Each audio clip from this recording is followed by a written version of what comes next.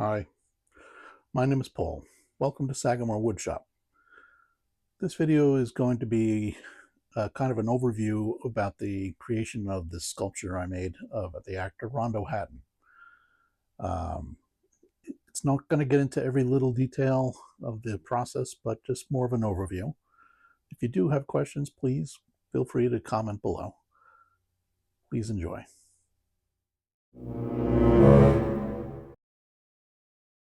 Before we dive into the project, let's take a moment to learn about Rondo Hatton. Rondo Hatton was born on April 22nd, 1894, in Maryland.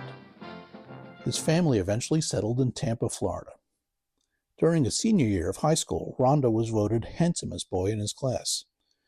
And Rondo served in World War I in France, but he was exposed to mustard gas, which resulted in his discharge due to injury. As an adult, Rondo began to exhibit signs of acromegaly, a condition characterized by the abnormal growth of bones. Gradually, the condition affected his face and extremities, and it persisted on throughout his life. Rondo's image caught the attention of film director Henry King while he was working on the film Hell Harbor in Tampa. King offered Rondo a small role, and after some hesitation, he wound up moving to Hollywood to pursue a career in film. Rondo appeared in several B-movies, but two of his most famous roles was a character called the Creeper. These, however, were not released until after his death in 1945 due to a heart attack caused by his condition. Over the years, Rondo's image had been featured in various artworks, magazines, and even a feature film, The Rocketeer, where he was portrayed by actor Tiny Ron using a prosthetic makeup designed by Rick Baker. In recognition of his contributions to the horror and suspense film industry, an award was named after him. This award is designed as an abstract representation of his face. Originally, I created this sculpture with the idea of casting up one copy for myself. But as I worked on it, I decided to see if anyone else would have interest in it and purchasing copies. Now, the clay I was using to create this was a clay called Wed clay, which is named after Walter Elias Disney. It was designed specifically for the Disney Company.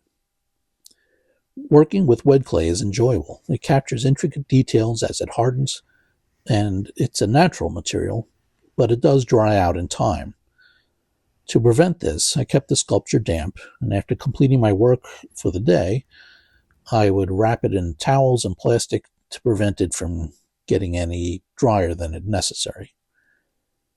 Now, one of the nice things about wet clay, it is less irritating to the skin and eyes than, say, oil-based clay, which has high sulfur content.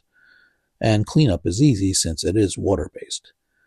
But the downside, as I said, it will dry out in time, whereas oil-based clays can be kept essentially forever. Now, during the sculpture process, I discovered the images of Rondo were confusing. His weight seemed inconsistent. Some wrinkles appeared in one photo, but not in another. He was always lit to emphasize his features and evoke fear. His weight may have fluctuated due to the disease, and some of the lighting that they used to emphasize his face may have also gave rise to hiding some lines and details that I might have seen in one photo, but not in the other. In the end, I decided to adopt a more symbolic approach. I aimed to average out some of his features and create a more harmonious blend.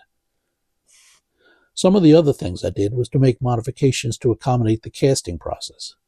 Since I intended to cast the bust in plaster, I rounded off some of the sharper edges and thickened the ears to facilitate easier casting and enhance strength. As it is a plaster cast, the final castings do need to dry for a period of time to achieve full strength and allow for better adhesion of paint. Once satisfied, I sealed the clay with liquid plastic and sprayed it with a glossy black paint. This step smoothed the clay's surface for a polished finish. Since the final effect would be of bronze, it wouldn't have intricate skin details, having the glossy paint help finish that look. Next, I moved to create the case mold. Case molds are a multi-step process that allow for the replacing of worn molds by repouring the new rubber within. They're a better option for multiple castings than doing a brush-up mold. To create a case mold, I wrapped the sculpture in plastic, in this case saran wrap, and then covered that with the soft clay. The plastic protected the sculpture, and then the clay would be used to create the shape of what the final rubber mold would be. The clay created a hollow space in the fiberglass outer mold for the rubber to be poured into. Here you can see the clay over the sculpture. The ridges act as keys, ensuring that the rubber returns to its original position. Next, I created a dividing wall for the front and back fiberglass shells. I used aluminum sheeting as a divider and glued half spheres onto the walls to form mold keys. This allows the shells to fit back together precisely. Now, laying up fiberglass is a toxic, stinky mess, and it is truly a pain in the butt. However, I'm good at it, which does make it manageable, but I still hate it. Now, after laying up the shell on both sides, the excess material needs to be trimmed off, and again, stinky and messy. Now, I cut down the excess with an angle grinder, sand the edges, and then I drill holes into the flanges to allow for the molds to be bolted together. Now, once all that's done, I pull apart the fiberglass, and we remove that clay I put around the sculpture.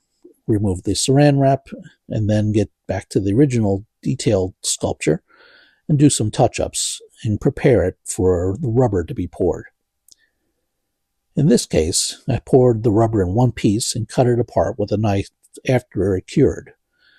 This is simpler than having to do it in 2 stages and leaves a cleaner mold line, but it is not as precise and does not leave or allow for mold keys to be put into the rubber to allow precise alignment. If necessary, and I need to make new rubber down the road, I will do it in 2 stages.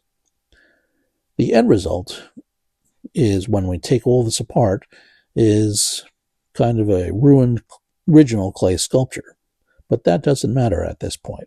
We now have a mold that can reproduce the original clay sculpture as often as we want. Now, the first casting I make is something called the master. It is generally a rigid plastic copy of the original work that can be used in replacing the rubber negative if required. And after that is put aside, I poured up the first plaster copy, resulting in an exact duplicate of the original sculpture. I'll clean up the casting, then allow it to dry, and continue to finish it till it's ready for paint. Now, here's a photo of Rondo Hatton, followed by my sculpture and the final product. I finished and painted it and layered it with paint in different shades of dark brown, black, bronze, and hints of brass to achieve a layered bronze patina effect. Then I mounted the sculpture onto a wood base. And that's it. Now, if you found this interesting, please feel free to comment below, like and subscribe as always, and thanks for watching. All the best.